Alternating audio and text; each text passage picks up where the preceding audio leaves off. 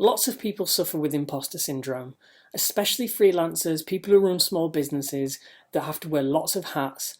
You know, they have to spend their time in areas doing things that they wouldn't ordinarily do, things that certainly aren't their specialist area, outside of their comfort zone almost.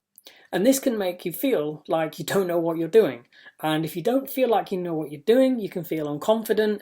You don't want to charge people a fair amount for your time or the work that you're doing. And this could be encapsulated by the term imposter syndrome. You feel like you shouldn't be there. And the case may well be that you shouldn't be there. Maybe you are an imposter. Maybe other people do know more than you. Maybe other people are more qualified to do this than you. But does that really matter? Because if you're putting your heart and soul into helping somebody, if you're trying to improve, if you're growing, then surely that intent eclipses any sense of being an imposter. You know, if your heart is in the right place. I'm not forgiving people who are complete charlatans and, you know, selling services that they're completely unequipped to deliver on, over-promising, under-delivering, all that kind of stuff. But that to me isn't imposter syndrome. That's basically fraudulent behaviour. But for the rest of us who have good intentions, who are constantly growing, it's fine to do things that you're not an absolute expert in at that moment. You know, something tells me that Boris Johnson doesn't wake up feeling like an imposter in the morning.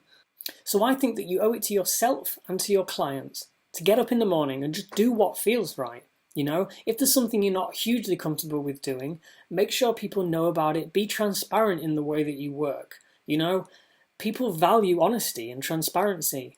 A client isn't going to ask you to do something, and if you're not comfortable with it and you tell them, they're not just going to sack you on the spot. They will, if they value in any way, which they probably do, they're going to find a way to work with you as best that you can and to support you in achieving, this shared goal.